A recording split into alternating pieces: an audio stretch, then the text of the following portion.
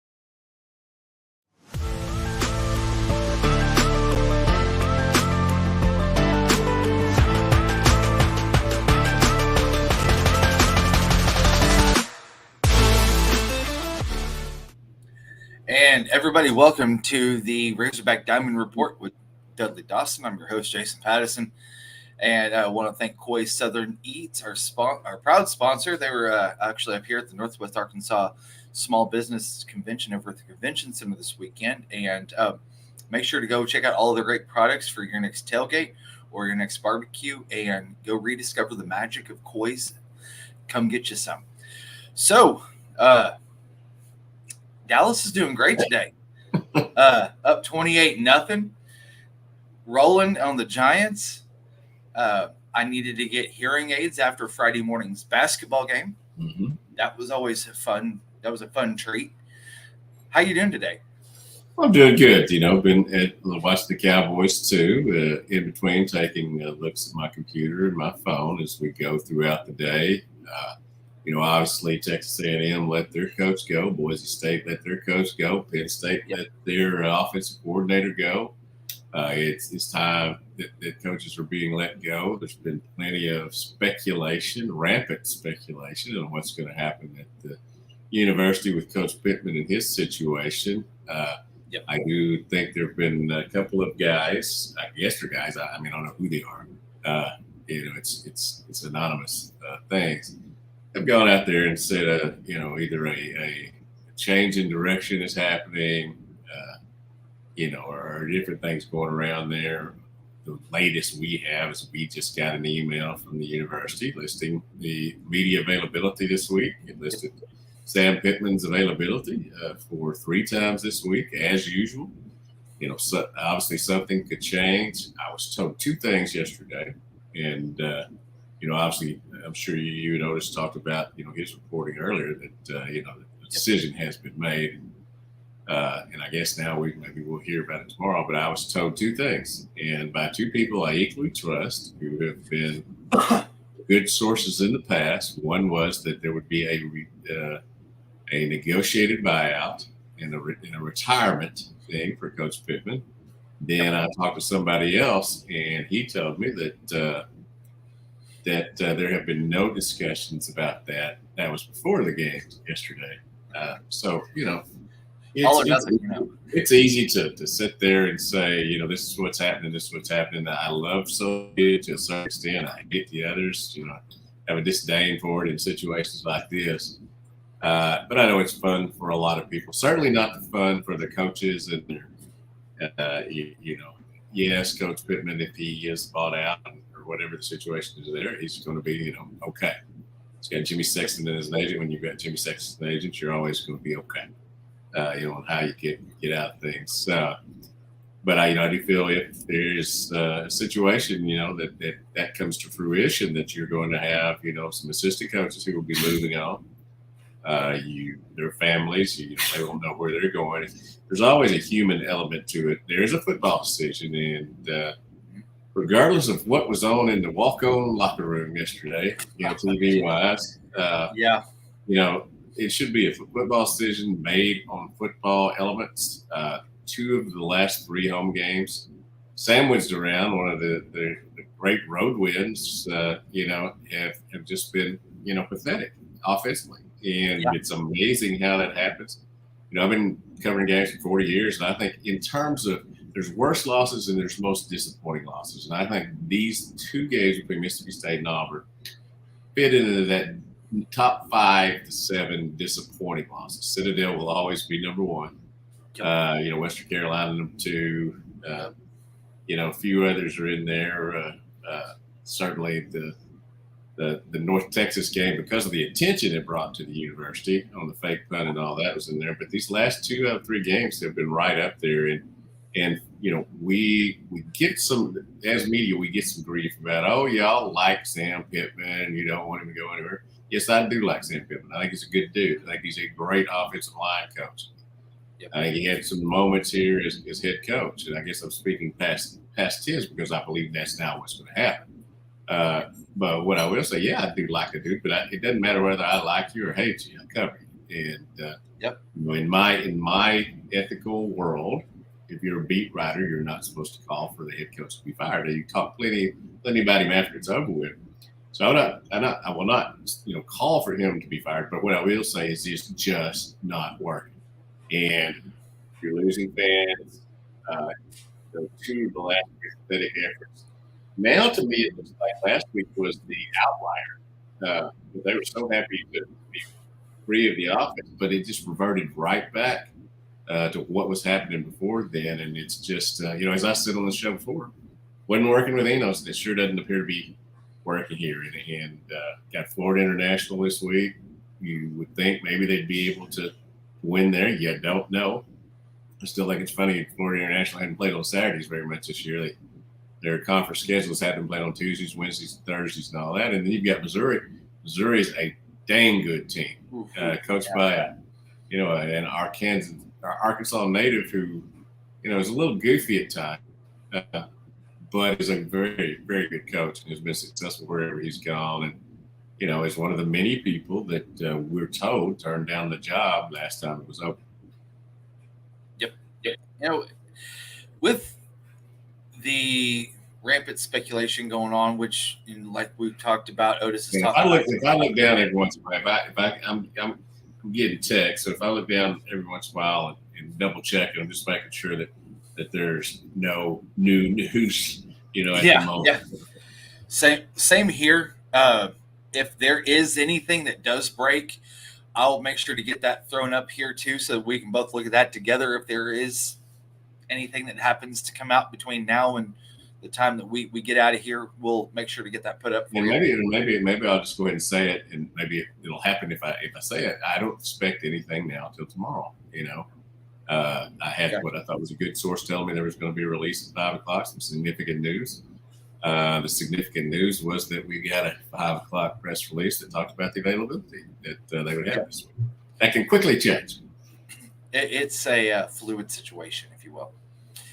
So, I looked at you yesterday at the start of the game, and I mentioned to you that was probably the best 3-6 crowd that I've ever witnessed. And like you had talked about, the disappointment in the product on the field, the fans deserved more. They deserved better. I know that I was listening to Rick Schaefer driving into the stadium yesterday, and he said that the fans they don't expect it, but they are they're owed it to them because of the performances, like with the way that the BYU game ended, also with the Mississippi State game, how that turned out. But then you go on the road and you play Alabama close, you play LSU close, you play Ole Miss close. The fans, they deserve to have that close game as well, and it just didn't happen. Well, the home efforts have been mind-boggling. I mean, that's the easiest way to put it. They played better on the road. That makes no sense whatsoever. But and just played pathetic offensively, punchless offensively. 2 of the last 3 games. You thought that they would come in with some momentum off this. I covered Coach Hugh Freeze's press conference after the game, and he made a very salient point. I think that it was Arkansas's best game of the year last week, and it was Auburn's best game of the year this week. And Auburn, did some things early on, got the momentum going, and Arkansas never got it going back. And it would appear that there was less effort in the second half after they fell behind. Really, less effort after it got 21-0. When they didn't score off of the interception, I think they could have cut it to 21-10 there. I believe was that point in the ballgame. Then maybe you had a ballgame. Then maybe you got some momentum. But when that didn't happen, and there's another couple of big plays that just basically, turned out the lights. And I think I'm accurate in saying that the effort was not fully given toward the end, in that second half.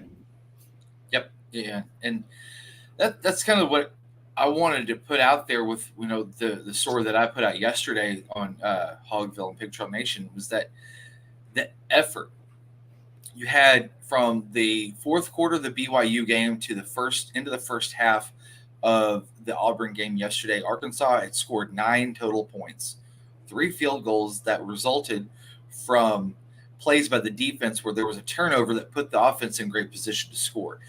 Other than that, there just hasn't been there. It just hasn't been there. And I thought that we would also get more from the offense, how Kenny Guyton was able to guide them through Florida. Like you said, it turned out to be an outlier, which completely just blew my mind. Yeah, and I just don't get it. Now we don't get to see a lot of practice. Obviously that's a given these days. It's kind of the same all around the country. But early on when we did go see practice, on a consistent basis, you could see things that gave you some optimism that this fan base would be happy with the team this year. I fall back on the fact, though, that there's 38 newcomers on this team, 40 that started off fall practice, in late summer. They've hit on some, and some they, clearly missed. So they have been bust.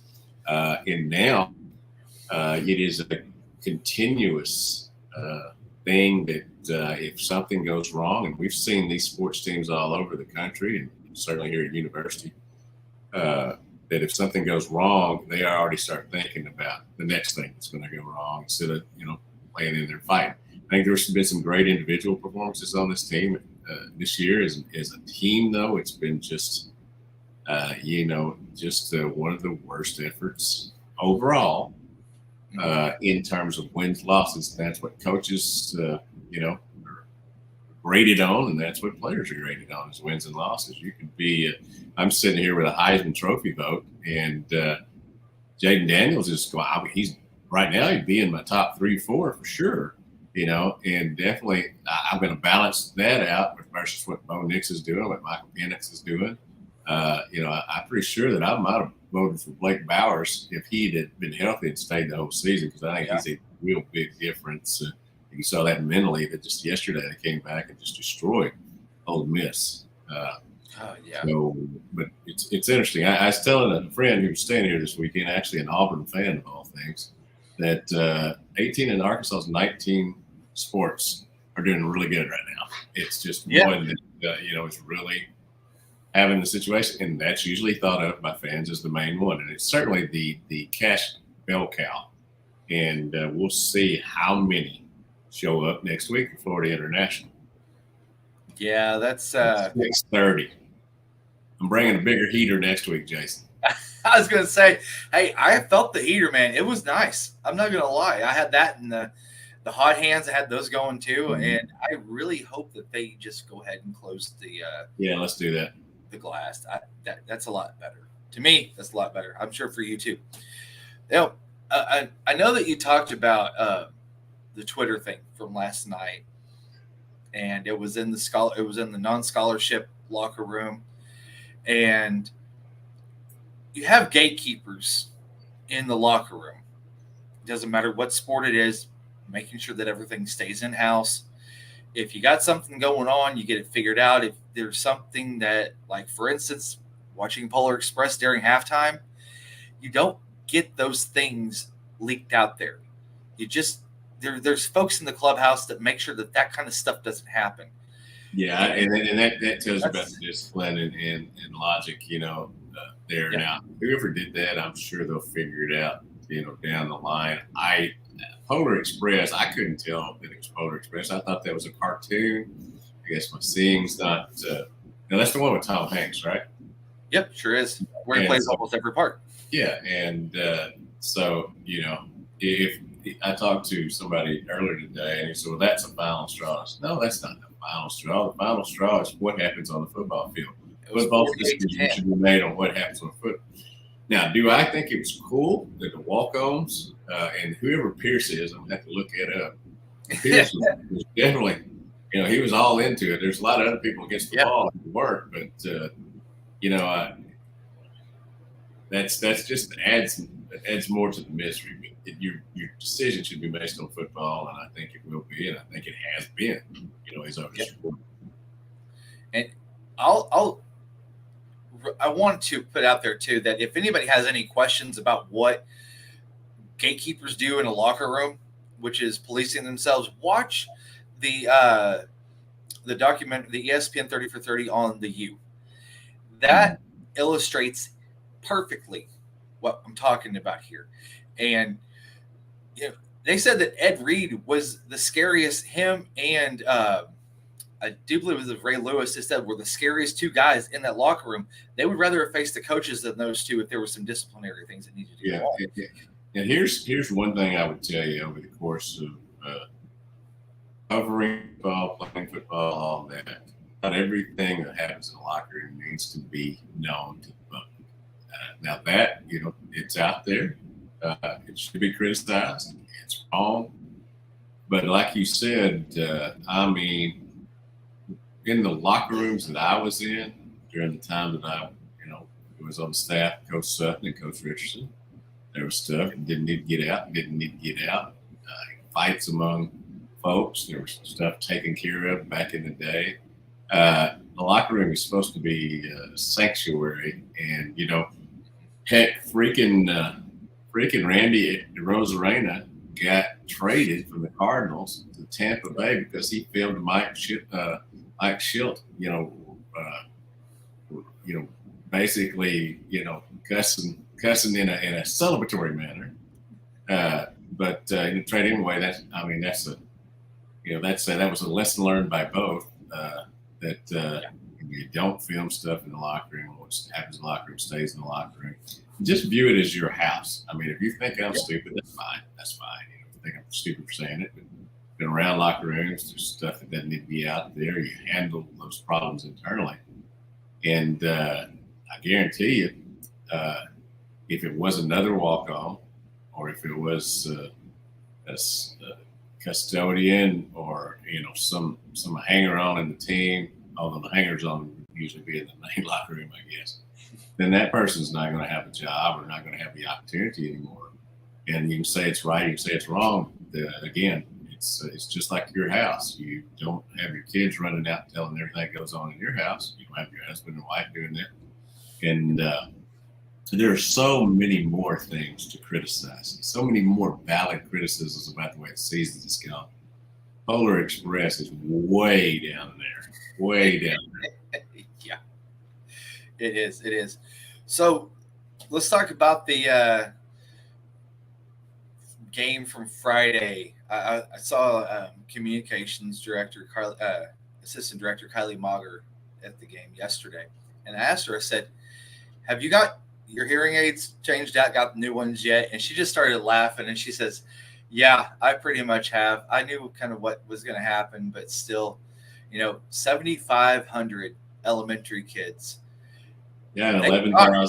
11,026 overall, fourth largest crowd in women's basketball history. I did see that there have been several other of these elementary days at different places. I was kind of looking them up. Most I've seen outside Arkansas was like 2,000 kids, that came to one. But, it's very impressive. It's quite an undertaking. I really enjoy it for the most part. Maybe it wears on you in the second half and all that, but it's fun to watch. And the big thing is those kids get the opportunity to come and experience a game, and that's not, there's a lot of them. I don't know, maybe over 7,000 of the 7,300 or whatever it was that will never get the opportunity to come to an Arkansas sporting event. And I get a kick out of listening to Sailor Poffenberger and the others who talked about it. It's fun for them, but maybe not. Maybe you don't want to have that shrillness every game. But you love having a big crowd, and it certainly was something they enjoyed playing for. And they have been a very good team. Michael Gallup finally shows up. They are a very good team, but man, he's got to get that closing the game out rectified. He talked about Coach, and then we're talking about Coach Neighbors. Coach Neighbors talked about, how he will. How he let things go a little bit there. He's going to tighten things up after these two games. Started writing a story yesterday. Since the game was so tight during the game yesterday, I was able to get some work done on some research done on Arkansas playing 4 in-state schools coming up. And so, that's going to be interesting. I like it. I grew up in Newport. Went to all these schools to watch games because you couldn't come to Fayetteville all the time. And I think it's good for in-state competition, especially in women's basketball. You don't want to play them in football, that's fine. Wonder who's going to be the coach in 2025 when Arkansas State play in Little Rock. And, I would assume that Butch Jones has done a decent enough job that he'd probably accelerate and go somewhere else. Even though I'm not saying that the Arkansas State job is bad, it's been a very good coach, and they've had some great coaches there. It's not a destination thing. And neither is this place here. And let me put it, neither Fayetteville has not been a destination thing. Coach Pittman got his opportunity because a ton of other people turned it down, and he did a good job in getting the thing turned around from Chad Morris. That may be a low bar and all that, but he did a lot of good things. This year just has been a complete bust. Yeah. And, going back to what Mike was talking about with finishing, and what I noticed too during the third quarter, there was a little bit of complacency on defense for the Lady Razorbacks. There were lanes that they were giving to Murray State that you didn't see in the first 2 quarters. And that kind of pulling back on the defense a little bit was what let Murray State back into the game, because at one point Arkansas had a 24-point lead. They had a large lead in the first game, almost lost that lead as well. And you felt like Murray State kept trying to claw back, and they started hitting some shots, pulled it within 3 a couple of different times. Arkansas would extend it back out, and then Murray State would come right back at him. And I will say this, the moxie that those ladies had on Friday morning was great because they were able to pull it out. They were able to win another close game. But whenever SEC tournament or SEC play rolls around, that's something that they can't afford to do. Yeah, in both of those outings so far, Arkansas has gotten big leads, and then the other team has played with a sense of urgency, and that's something you're gonna have to have throughout SEC games. I don't think Arkansas will be getting 24-point leads in SEC games, so maybe that point is mute. But you still have to take care of things. Again, Coach Neighbors was putting it on himself and playing people a little bit longer. But it's like guys talked to in the press box yesterday. Maybe the depth is not as good as they think it is, but at the same time, a lot of these ones who were in that allowed the league get back were not your frontline people, your depth guys. gals, I guess, and you've got to be able to have them in certain situations to get experience. So it's 6-1, half a dozen now. You're glad that you're up 2-0. It's going to get harder as it goes along. They've got a couple of games this week, and then you've got Thanksgiving, some good things, and then UCLA will be here December 2nd. So they're about to get into some tough action that maybe they'll play with that sense of urgency from the start to the finish. Yeah. Then make sure to go out and get into these games. They're not. It's not like the men's game. These tickets are easily accessible. There was not actually a lot of people on the lower bowl. All of the kids that sat in there were above the padded seats, or the nicer seats, if you will. But it's easy to get a ticket. You can walk right up to the ticket office. You can walk right into the game. It's $10, and honestly, it's one of the better. Kind of like softball. It's one of the better that and gymnastics where it's cheap, but you get a lot of action and you get a lot of great competition. But there's a lot to be said for women's sports here at the university. I think they've got some really good coaches. Obviously, the softball coach Deichel and her staff brought a great class in. I think number 5 by extra inning softball. The gymnastics had a really good kid as well. Volleyball. I mean, they all had some real good recruiting. Like I said, really football. And the football has had good recruiting, but we're about to find out. And I think that's why a decision that Notice talked about that has been made will be announced pretty soon, because you've got to really soon after the season. You've got to make your decision on who's going to be the head coach. If it's a new one, you've got to give the opportunity, to talk to the players that you have. You're going to lose some. You already lost Courtney Crutchfield, or at least he's broken up with you for the time being. Yeah. With him, Charleston Collins, you worry about, a good friend of his. There's going to be a few others if there are changes made, but you have to make your decision on what's best for the long-term health of the program, not for short-term health. Yep. And sorry, I was watching the also Dallas game too. That was a really good high point on that. But that's that whenever you have the coaching change, you expect some turnover on the roster, and it just depends. Even if there wasn't a coaching change, there'd be turnover on the roster. That's just how it works these days. There are people who didn't get to play this year that are going to try to go find a place. Some people will go up a higher level. Some people will go down a level. It's just the way things work these days with the transfer portal and NIL. And now you don't even have to have a limit on the amount you can bring in. You just have to keep them under 85. Retention is going to be a big key, one way or the other. In every college program. Certainly, the decision that Arkansas appears to have made, we'll just put it that way, will affect a lot of things. But again, you got to look at the long term versus short term, and I'm sure that the people above pay grade, who make these decisions, board of trustees, obviously. Hunter Yurchek and others boosters who go into this decision, and let's be honest, boosters do have an effect on this thing. That they will have there'll be a lot of things that will go into this. I do think it was funny about my wife, Pedro, I love dearly. She was talking about, she thinks it's time for a younger coach, and I tried to inform her that we were on 60, and the coaches that they've hired lately have been younger than us. I think she's ready for, and I think a lot of people for more of a offensive minded head coach that is young and up and coming, and, has some type of track record.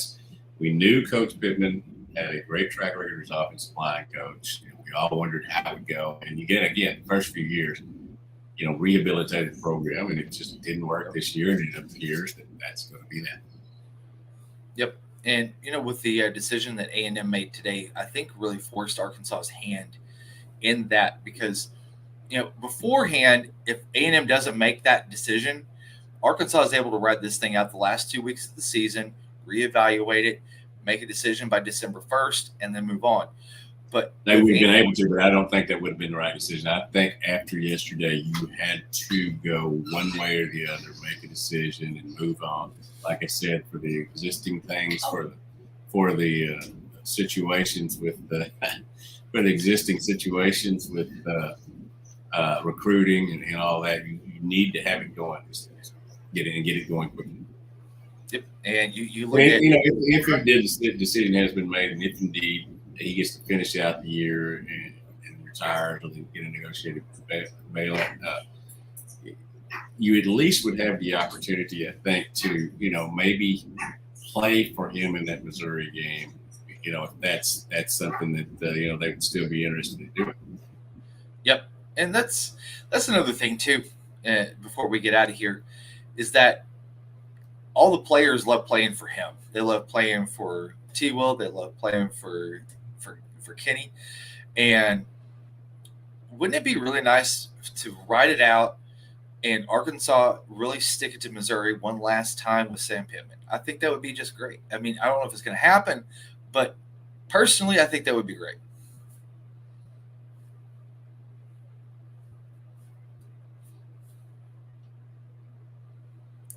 And if you can hear me, Dudley, I'm not able to hear you. There you are. If they are able to beat Missouri, which would be a tall chore, I think it would be a nice ending if the date is the ending. Not only for the possible coaching staff going away, but also the seniors and those who put in a lot of work here during the time, and certainly for the fans who here's what I'll say: the vast majority of fans have supported this team and have tried to get behind it, have been disappointed.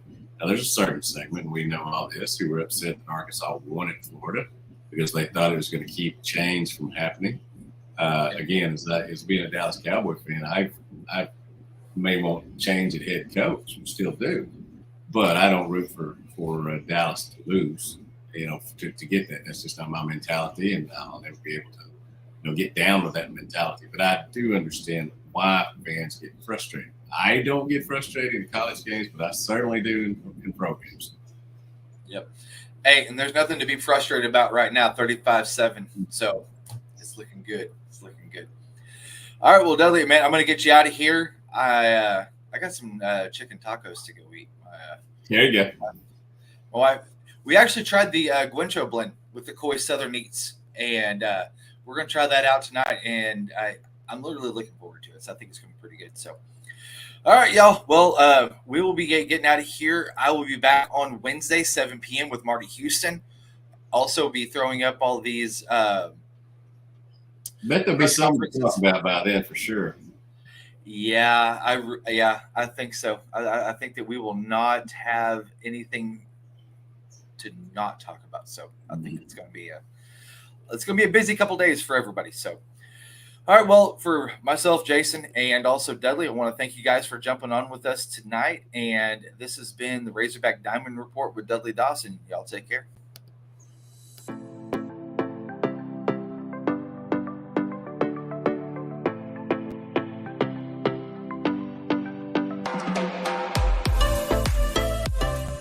Tired of serving up the same old tasteless victuals to your family? Step up your grill game with new seasonings from Coy's Southern Eats. Based off famous Southern recipes, our seasonings will add what's been missing to your family's feast. Add it to steak, chicken, shrimp, you name it. Serving up these fixings is going to make you the hero at home. So head on over to CoysSouthernEats.com and order yours today. Come get you some.